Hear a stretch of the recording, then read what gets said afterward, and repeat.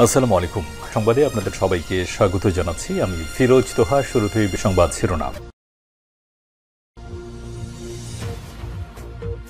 বাংলাদেশের সর্বশেষ গুরুত্বপূর্ণ আপডেট সংবাদে আপনাকে স্বাগত। শুরুতেই সংবাদ শিরোনাম, এরপর বিস্তারিত। শুরুতেই জানিয়ে দিব, গঙ্গার পানি চুক্তি নিয়ে যৌথ বৈঠকে কলকাতায় যাচ্ছেন বাংলাদেশ প্রতিনিধি দল। বাংলাদেশ ও ভারতের মধ্যে গঙ্গার পানি চুক্তি সম্পাদনের জন্য সোমবার ৩ মার্চ কলকাতায় যাচ্ছেন বাংলাদেশের একটি প্রতিনিধি দল। এরপর জানিয়ে দিব, একটা পলাতক দল অস্থিতিশীল করার জন্য সর্বাত্মক চেষ্টা করছে ডক্টর ইউনূস। অন্তর্বর্তী সরকারের প্রধান উপদেষ্টা ডক্টর মোহাম্মদ ইউনূস বলেছেন, একটা পলাতক দল দেশ ছেড়ে চলে গেছে, তারপরও তারা দেশটাকে অস্থিতিশীল করার জন্য সর্বাত্মক চেষ্টা করছে। বিবিসি বাংলাকে দেয়া এক সাক্ষাৎকারে তিনি একথা বলেন। এদিকে জিয়া চ্যারিটেবল ট্রাস্ট মামলায় খালেদা জিয়া খালাস, আপিল বিভাগ। জিয়া চ্যারিটেবল ট্রাস্ট মামলায় বিএনপি চেয়ারপারসন খালেদা জিয়াকে খালাস দিয়েছেন আপিল বিভাগ। সোমবার ৩ মার্চ সকালে বিচারপতি মোহাম্মদ আশফাকুল ইসলামের নেতৃত্বাধীন আপিল বিভাগ এই আদেশ দেন। এরপর জানিয়ে দিব, রাজশাহীতে ট্রাক অ্যাম্বুলেন্সের সংঘর্ষে নিহত ৩। রাজশাহীতে ট্রাক ও অ্যাম্বুলেন্সের সংঘর্ষে ৩ জন মৃত্যুবরণ করেছেন। এছাড়া আহত হয়েছেন আরও ৩ জন। সোমবার ৩ মার্চ ভোর ৪:৩০টার দিকে রাজশাহী চাঁপাইনবাবগঞ্জ মহাসড়কে গোদাগাড়ী উপজেলার রাজবাড়ী হাট এলাকায় এ দুর্ঘটনা ঘটে। এদিকে মাদারীপুরে অগ্নিকাণ্ড, ৩ দোকানে ভস্মীভূত, ৭ লক্ষাধিক টাকার ক্ষয়ক্ষতি। মাদারীপুরের শিবচরে একটি বাজারে ভয়াবহ অগ্নিকাণ্ডের ঘটনা ঘটেছে। অগ্নিকাণ্ডে ৩টি দোকান পুড়ে ৭ লক্ষাধিক টাকার ক্ষয়ক্ষতি হয়েছে বলে ক্ষতিগ্রস্ত ব্যবসায়ীরা দাবি করছেন। স্থানীয়দের সহযোগিতায় ফায়ার সার্ভিস কর্মীরা প্রায় ১ ঘন্টার চেষ্টায় আগুন নিয়ন্ত্রণে আসে। আগুন নেভাতে গিয়ে এক ব্যবসায়ী আহত হয়েছেন।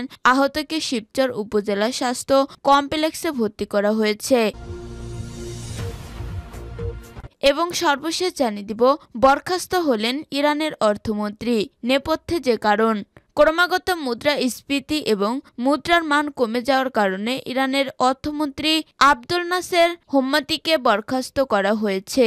দেশটির পার্লামেন্টে ভোটাভুটির পর তাকে বরখাস্ত করা হয়। খবর আল জাজিরার। ইরানের রাষ্ট্রায়ত্ত সংবাদ মাধ্যমের প্রতিবেদনে বলা হয়, হোম্মাদিকে বরখাস্ত করার জন্য গতকাল রোববার পার্লামেন্টে একটি অনাস্থ ভোটের প্রস্তাবনা আনা হয়। প্রস্তাবে ২৭৩ জন আইন প্রণেতার মধ্যে ১৮২ জনের পক্ষে ভোট দেন, বিপক্ষে ভোট দেন ৮৯ জন। প্রিয় দর্শক, এতক্ষণ শুনছিলেন সংবাদ শিরোনাম, এরপর বিস্তারিত।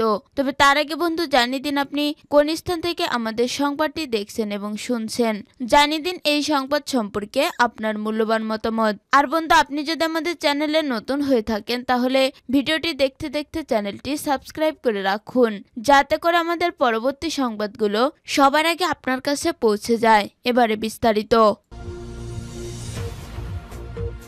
গঙ্গার পানি চুক্তি নিয়ে যৌথ বৈঠকে কলকাতা যাচ্ছেন বাংলাদেশ প্রতিনিধি দল। বাংলাদেশ ও ভারতের মধ্যে গঙ্গার পানি চুক্তি সম্পাদনের জন্য সোমবার ৩ মার্চ কলকাতায় যাচ্ছেন বাংলাদেশের একটি প্রতিনিধি দল। ৫ দিনের সফরে তারা কলকাতায় পানি চুক্তি সংক্রান্ত বৈঠক করা ছাড়াও ফারাক্কাবাদ পরিদর্শন করবেন।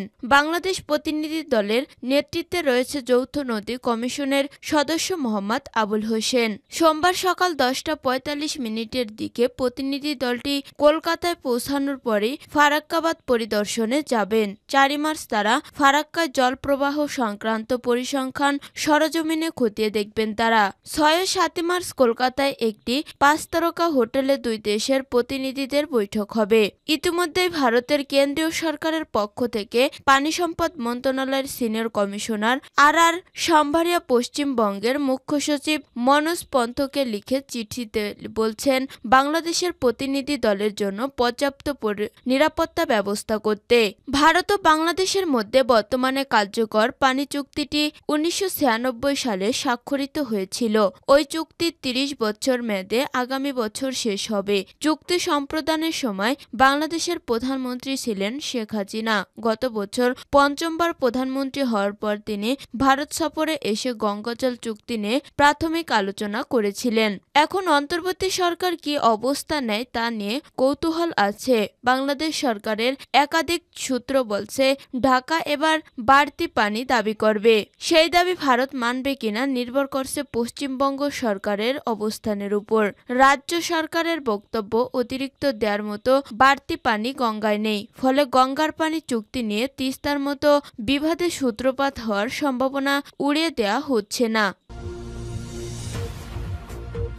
একটা পলাতক দল অস্থিতিশীল করার জন্য সর্বাত্মক চেষ্টা করছে ডক্টর ইউনূস। অন্তর্বর্তী সরকারের প্রধান উপদেষ্টা ডক্টর মোহাম্মদ ইউনূস বলেছেন, একটা পলাতক দল দেশ ছেড়ে চলে গেছে, তারপরও তারা দেশটাকে অস্থিতিশীল করার জন্য সর্বাত্মক চেষ্টা করছে।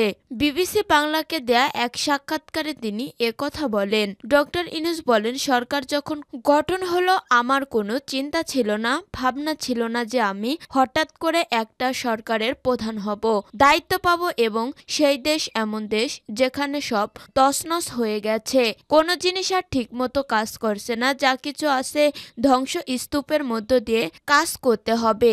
এজন্য প্রথম চেষ্টা ছিল সেই ধ্বংস স্তূপ থেকে আসল চেহারাটা বের করে আনা, মানুষের দৈনন্দিন জীবন সহজ করে আনা। সেই চেষ্টার মধ্যেই ছিলাম। তারপর আস্তে আস্তে ভবিষ্যৎটা কি হবে সেটার জন্য চিন্তা করা, কোনো দিকে আমার অগ্রসর হব না। তিনি আরো বলেন, প্রথম চিন্তা আসলো যে আমাদের একটা সংস্কার দরকার, কারণ গত 16 বছর আমরা কিছুই করতে পারিনি।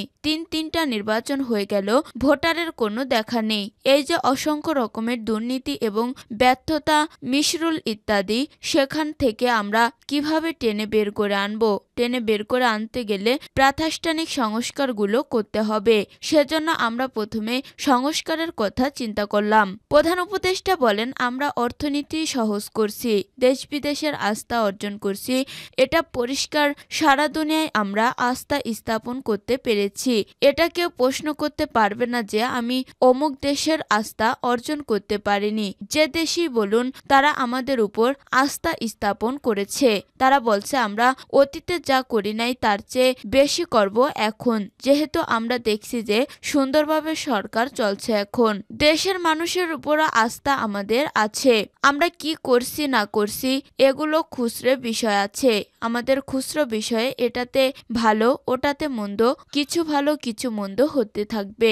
এটা একটা অপরিচিত জগৎ আমরা এসেছি। আমরা কোনো এক্সপার্ট এখানে এসে বসি নাই। আমরা এসেছি যার যার জগৎ থেকে এসেছি, নিজের মতো করে চেষ্টা করছি কিভাবে করতে পারি। তার মধ্যে ভুল ভ্রান্তি হতে পারে, কিছু ভালো করছি কিছু ভালো করতে পারিনি, এটা হতে পারে, এটা আমিও তো অস্বীকার করছি না। জিয়া চ্যারিটেবল ট্রাস্ট মামলায় খালেদা জিয়া খালাস, আপিল বিভাগ। জিয়া চ্যারিটেবল ট্রাস্ট মামলায় বিএনপি চেয়ারপারসন খালেদা জিয়াকে খালাস দিয়েছেন আপিল বিভাগ। সোমবার 3 মার্চ সকালে বিচারপতি মোহাম্মদ আশফাকুল ইসলামের নেতৃত্বাধীন আপিল বিভাগ এই আদেশ দেন। গত 23 ফেব্রুয়ারি জিয়া চ্যারিটেবল ট্রাস্ট দুর্নীতি মামলায় বিএনপি চেয়ারপারসন খালেদা জিয়াকে 7 বছরের দণ্ড থেকে খালাসের রায়ের বিরুদ্ধে আপিল বিভাগে আবেদন করে রাষ্ট্রপক্ষ ও দুর্নীতি দমন কমিশন। পরে শুনানির জন্য 2 মার্চ দিন ধার্য করে আদালত। তবে দুদকের আবেদনের শুনানি পিছিয়ে 3 মার্চ ধার্য করে আদালত। এর আগে গত 27 নভেম্বর এই মামলায় 7 বছরের দণ্ড থেকে তাকে খালাস দেন হাইকোর্ট। প্রসঙ্গত 2018 সালের অক্টোবরে জিয়া চ্যারিটেবল ট্রাস্ট দুর্নীতি মামলায় খালেদা জিয়াকে 7 বছরের সশ্রম কারাদণ্ড দেন আদালত। পাশাপাশি অপর 3 আসামিকেও একই মেয়াদে কারাদণ্ড প্রদান করেন আদালত। এছাড়া প্রত্যেককে 10 লাখ টাকা করে জরিমানা ও ট্রাস্টের নামে কেনা কাকরাইলে 42 কাঠা জমি বাজেয়াপ্ত করে রাষ্ট্রের অনুকূলে নেওয়ারও সিদ্ধান্ত দেওয়া হয়েছে। পরে এই রায়ের বিরুদ্ধে আপিল করেন খালেদা জিয়া।